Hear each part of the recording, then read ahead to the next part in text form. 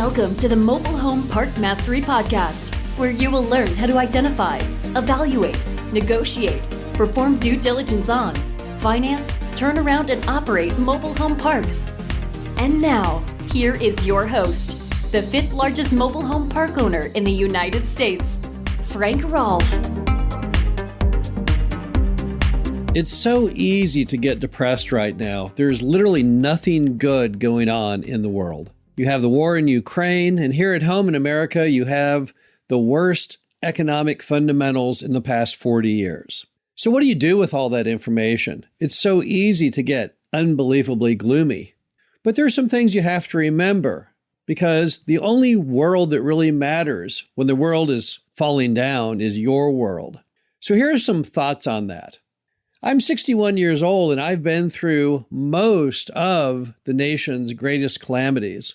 I was around during the Carter era of stagflation.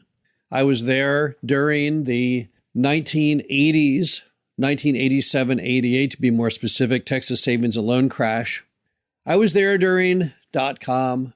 I was there for the Great Recession. And let me tell you, although all those things were particularly awful, there were some people who profited from each and every one of them. That's because most everything in America seems to revolve around very predictable cycles. This kind of boom to bust mentality. Why do we have these cycles? Well, it's simple. People just can't seem to live by moderation or a sense of history. Here we are right now in 2022, and our underlying economics for single-family homes are worse than they were in the 2007 crash. So did we forget about the 2007 crash? No, I think people in the back of their mind always make some kind of parallel, but the problem is they get too greedy. They can't help themselves. And then more people jump on the bandwagon like lemmings, and then pretty soon everyone's just diving over the cliff, following each other. And that's pretty much how cycles work. Now, in each cycle, for those who know there's a cycle coming, they can plan accordingly and profit.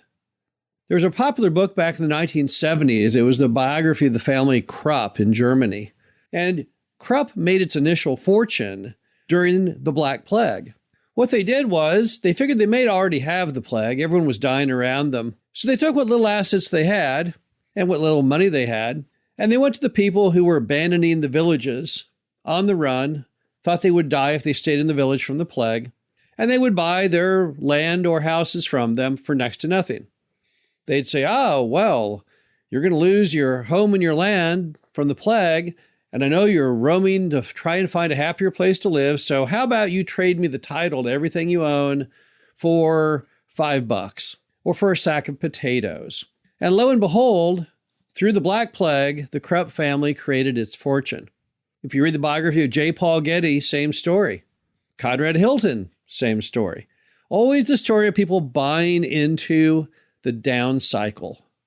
So not everyone does poorly when things get bad. The only people who do poorly when things get bad are people who didn't plan accordingly, so they were caught off guard. So how do you plan for these cycles? How do you make money right now with what is going on? Well, clearly the first thing you need to do is you need to be completely contrarian. Don't do what everyone else is doing. Do the opposite of what everybody else is doing. That's what's going to give you the edge. Because as things go down, you want things that go up based on things going down.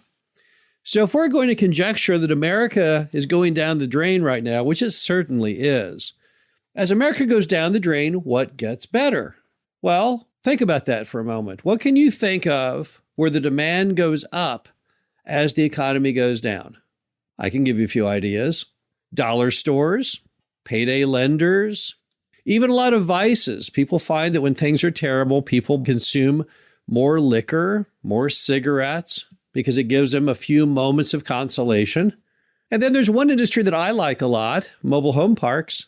They seem to do well when things get worse, when that demand for affordable housing increases, when the need for the nation for lower cost places to live grows. But find that contrarian niche.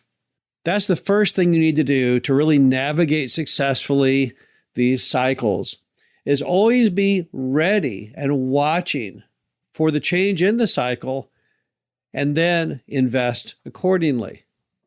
Now, what happens though in the cycle? How can you really time what's going to happen? Well, it's pretty easy to see when the cycle is about to occur, when things are about to get worse. Because you go from a period where the fundamentals seem strong to where they start getting very, very weak. So right now, what's causing a lot of the concern in the markets is inflation. We all know that inflation would be best at 0 or a very low number like 1 or 2%. That was the kind of number it was during the Trump administration. But now inflation is up to about 8.5% and probably very well on its way to 10%. And we know that that fundamental is very, very bad. The same with single-family home prices. We knew, and we all know, when homes appear to be a bargain. A home is basically a function of what the lender tell you it's worth based on how much they will finance for the average buyer. Everyone uses debt when they buy their home. Very few people pay cash. So the real value of a home is not what you think it's worth, it's what the bank thinks it's worth. And banks like to make loans. That's what's profitable for them. Now that interest rates are going up in the administration's attempt to battle inflation, once again, you're seeing the cycle play out.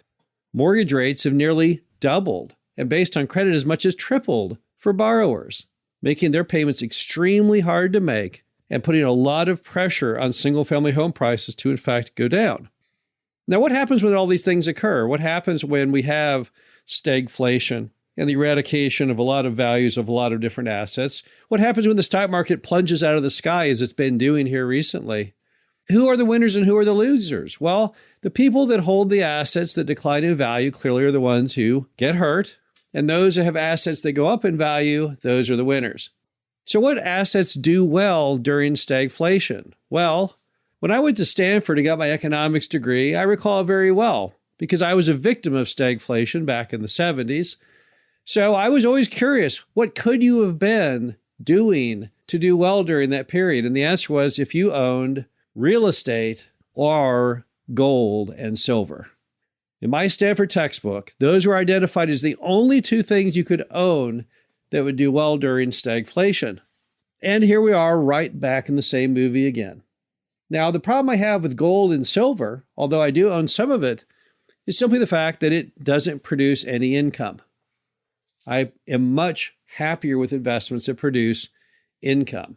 I like the idea of something that can produce a residual net profit to the owner and at the same time gain in value because you get paid twice that way. With gold and silver, you only get paid once. You buy it, you sell it, hopefully there's a profit. But with income property, you buy it, and as long as you hold it, if you bought it well, you get the differential between the revenue and the expenses, and then yet you're also building equity. You're building equity as you pay down the mortgage. You're building equity as it rises in value. You're building equity when you raise the rent. Not only do you get the extra little bit of money in your pocket every month, but also the value goes up correspondingly. Now, how do you keep a calm head during all of this? It's almost painful to watch TV right now or go to MSN. It's just all terrible. So how do you find a way, a resolve to be happy, to be calm, to feel safe?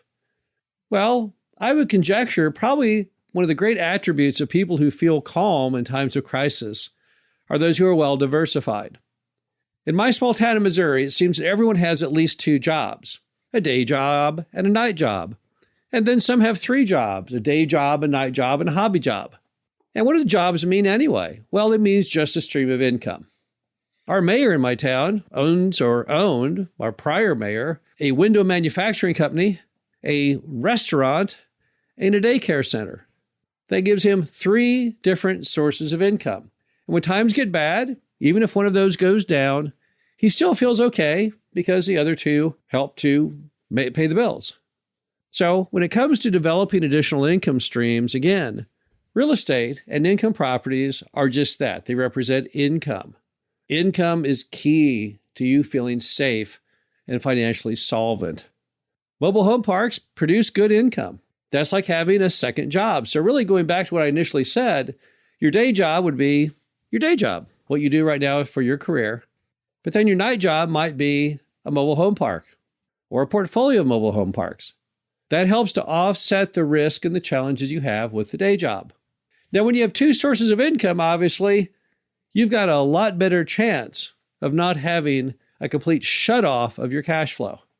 And that's the most terrifying attribute, typically, of these cycles, is if you're on the wrong side of the cycle at some moment in time, you have no money coming in the door. The result of that can be default, bankruptcy, just a feeling of great remorse that you put yourself in such a position. But when you have more than one income source, it can really make you much happier. The bottom line to it is that although things are terrible right now, they don't have to be terrible for you. You can plan accordingly. You can rebuild a much broader range of income coming in the door. You can put yourself in position to be contrarian, to be not the object that goes down with the ship, but the one that floats. It's all in the way you approach these cycles with the full knowledge that with every boom, there must be a bust, but you don't have to go bust with it. This is Frank Rolfe, the Mobile Home Park Mastery Podcast. Hope you enjoyed this. Talk to you again soon. Thank you for listening to the Mobile Home Park Mastery Podcast. Be sure to visit us at mhpmastery.com to subscribe to the show, read our show transcriptions, and access all of our great information on mobile home park investing.